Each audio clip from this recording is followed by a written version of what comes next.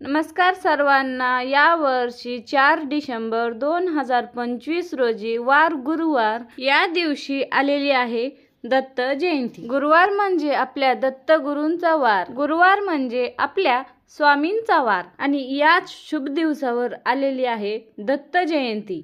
तर चला मग आपण दत्त जयंतीच्या निमित्त आपण सर्वांनी 21 दिवसाच्या सेवेला सुरुवात करूया। 21 दिवसाची सेवा म्हटलं की बऱ्याच जणांचा प्रश्न असतो की मी कोणती सेवा करू, ही सेवा करू का ती सेवा करू का मी सर्वच सेवा करू। आणि बऱ्याच जणांचा प्रश्न असतो की मला हा प्रॉब्लेम आहे आणि माझा हा प्रॉब्लेम सुटण्यासाठी मी कोणती सेवा करू, माझी हीच इच्छा आहे आणि माझी ही इच्छा पूर्ण करण्यासाठी मी कोणती सेवा करू। तुमची कोणतीही समस्या असू द्या, तुमची कोणतीही अडचण असू द्या किंवा तुमची कोणतीही इच्छा असू द्या, फक्त ही एक सेवा श्रद्धेने, विश्वासाने आणि संकल्पयुक्त केली तर नक्कीच या 21 दिवसामध्ये तुम्हाला खूप चांगले अनुभव येतील। महिला, पुरुष, मुलं, मुली प्रत्येक जण ही सेवा करू शकता। 21 दिवसाची सेवा करण्यासाठी आपल्याला 13 नोव्हेंबर पासून सुरुवात करावी लागते। जर आपण 13 नोव्हेंबर पासून सुरुवात केली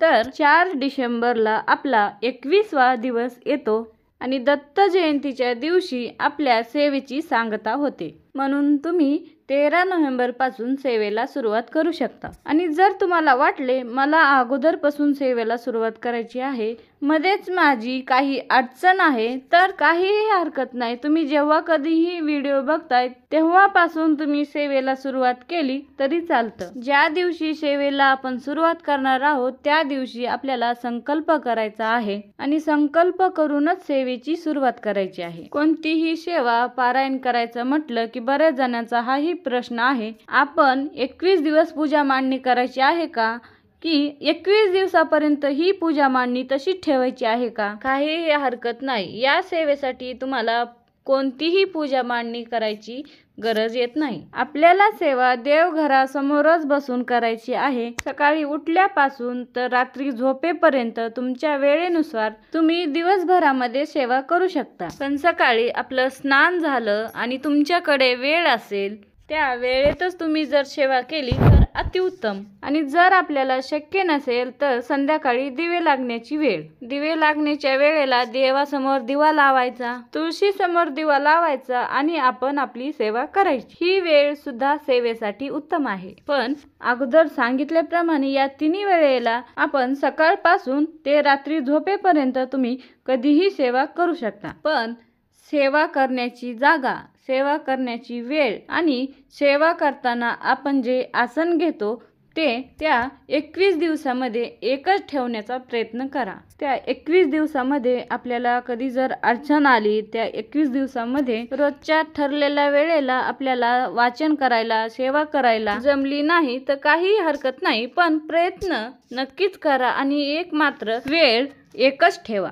आणि सेवा करत असताना आपल्याला आसन टाकायचं आहे आणि सेवा करणं झाली की आपल्याला आसन उचलून ठेवायचं आणि परत दुसऱ्या दिवशी तेच आसन घ्यायचं आहे। सेवा करताना देवघरासमोर दिवा लावायचा, धूप अगरबत्ती लावायची, त्यानंतर सेवेला सुरू करायचं। ती एक मन आहे ना बघा, त्याचा अर्थ असा असतो सर्व आजारांवरती एकच गुणकारी औषध, त्याप्रमाणे तुमच्या सर्व समस्यावरती ही एकच गुणकारी औषध आणि गुणकारी सर्वात प्रभावी सेवा आहे ती म्हणजे स्वामी चरित्र सारामृताची पारायण। आता आपल्याला काय आहे ना, मोठी पूजा मांडणी केली, अशी पूजा केली, तशी पूजा केली, अवघडात गेलं की आपल्याला वाटतं ही सेवा खूप चांगली आहे आणि हा उपाय खूप चांगला आहे, तुम्हाला रिझल्ट लवकर येतात। पण तुमचा सर्वात मोठा भ्रम आहे, तुम्ही करून बघा, काहीही फायदा होणार नाही। जोपर्यंत आपण मंत्र, स्तोत्र पारायण करत नाही तोपर्यंत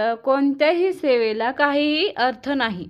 या 21 दिवसामध्ये तुम्ही स्वामी चरित्र सारामृताचे 21 पाठ करू शकता किंवा 11 पाठ तरी नक्कीच करा, किंवा तुम्हाला तेवढं शक्य नसेल तर तुम्ही 21 दिवसामध्ये 1 दिवसाचं स्वामी चरित्र सारामृताचं पाठ करू शकता। स्वामी चरित्र सारामृताचा एक पाठ म्हणजे काय तर स्वामी चरित्र सारामृतामध्ये 21 अध्याय आहेत. एकाच जागेवर बसून एकाच वेळीस मध्ये न कोणाशीही न बोलता जेव्हा आपण पहिल्या अध्यायापासून 21व्या अध्यायापर्यंत संपूर्ण ग्रंथ वाचतो त्याला म्हटलं जातं स्वामी चरित्र सारामृताचं एक पारायण किंवा स्वामी चरित्र सारामृताचा एक पाठ.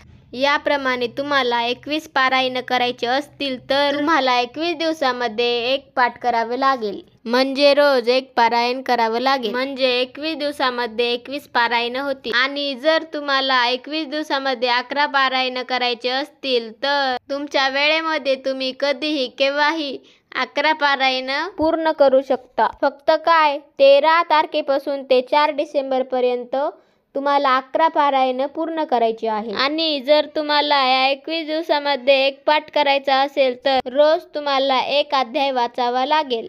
तर मित्रांनो, ही छोटीशी माहिती होती. माहिती जर तुम्हाला आवडली असेल तर व्हिडिओला लाईक करा आणि आपल्या मराठी कपल या चॅनलला नक्की सबस्क्राईब करा, जेणेकरून असे सणाविषयी तुमच्यापर्यंत व्हिडिओ येत राहतील.